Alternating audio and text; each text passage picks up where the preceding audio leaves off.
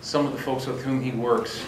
And I was very impressed by the fact he said, you know, there are younger folks that I met who they had an idea, and you held on to that, you embraced the youth, and it's similar to kind of what Holly says. Holly's mentoring a lot of kids at Belmont here in Nashville that looking for that youthful engagement. Can you speak a little about that, Steve or Holly? Yeah, I guess the story I was telling is how I ended up getting this position is because I, kind of hitched my wagon to a bunch of really bright and innovative guys that I'd met working digital on the label side. And these are folks like the guy behind Hype Machine and the folks behind Songkick, and I met basically everyone that was innovating in the digital music space. I found was these bright young entrepreneurs. I knew the guys at SoundCloud, and then eventually met the folks behind Spotify as a result. And what I learned is these guys were just like me, except instead of working at record companies, which was my dream as a youth, they wanted to do something really innovative and disruptive in music because they felt there was a need that wasn't being served. And being connected to those guys was just really eye-opening. They were seeing the future of the business because they recognized what music fans wanted because they themselves were big music fans. And they just happened to be really talented programmers, and they built solutions for the problems that they felt a music fan was having. So these guys were really instructive for me, and they helped me, I guess, get a glimpse into what the future could be for music. And again, it's back to that word progressive, is just following the music fan has really informed my career, right? Just understanding where the music fan's going. Having lived through what went absolutely terribly wrong in the Napster era, I never wanted that to happen again. I saw it as a responsibility to protect this industry, to try and make sure that the industry righted the ship in the first place, and thanks to Apple that happened, but to make sure that it never happened again. And if you've ever heard anyone talk about Spotify, that's the passion from where we come from, is the idea that we lost an entire generation of music fans. And it's a lot of work to recapture those guys. And our whole model is based on that premise. You have an enormous amount of engagement and consumption of music that's not monetized.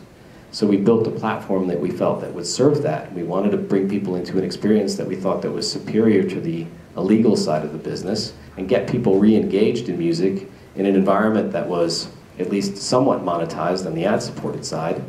And now 8 years later, there's 15 million people paying $10 a month for music, and a vast majority of those would not be inclined to be paying for music because they didn't grow up ever paying for it. And for them, the cost of music was zero. The value of music was high, and we believe in that as well. Like, to them, it's super valuable. They want to be consuming it, and a lot of people I meet pay $10 a month, and they feel really good about it. Linda, can you tell us a little about, give an overview of what the Fair Play Act is, and then your perception of where it stands and what the impact would be should it come into play? Sure. The Fair Play Act was introduced last month in the House of Representatives on Capitol Hill. It tries to, it's a piece of legislation pretty comprehensive based on a lot of the recommendations from the Copyright Office about how to reform the music licensing laws so that they're more in step with reality and what's happening today. It really tries to make sure that all music is valued and compensated, like you said. We're trying to address a lot of the inequities from over the years. It's kind of three major parts. The one that you'll hear the most about is the performance right on terrestrial radio. As most people I'm sure are aware, there's been a lot of press about this over the last decade or 4 decades. It's just about as long as the problem's been around for. Is when music is played on terrestrial radio, the performer, not the writer, the performer is not paid for those spins.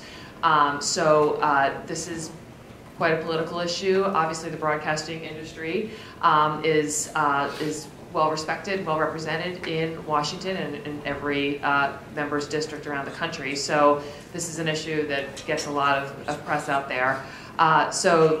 This is a major piece of the Fair Play Act and one that will likely occupy most of the press about it.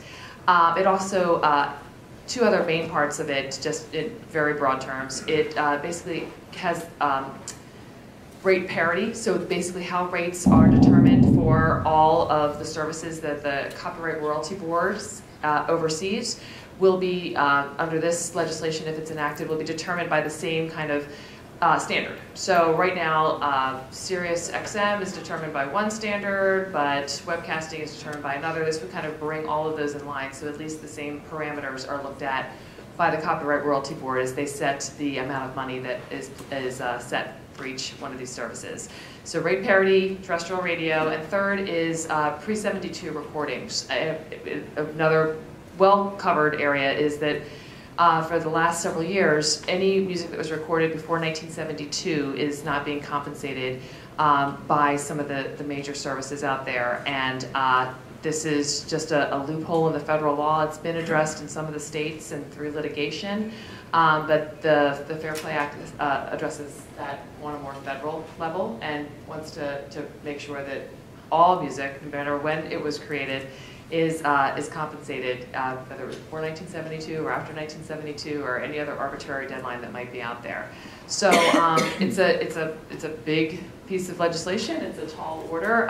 You know, we really have to give a lot of kudos to Jerry Nadler and Marsha Blackburn, who are two pretty politically polar opposites, but have decided that they're together in this fight. Jerry Nadler's a pretty liberal Democrat from New York City. And Marsha Blackburn represents this district right here in Nashville, Tennessee, and is a Republican member of Congress. But they agree on this, and they agree that music needs to be valued, particularly the performance of music in this bill. There is other legislation out there regarding writers, but this is regards to performers, which is what Sound Exchange does, and we obviously are in great support of what it's trying to do. If you look at your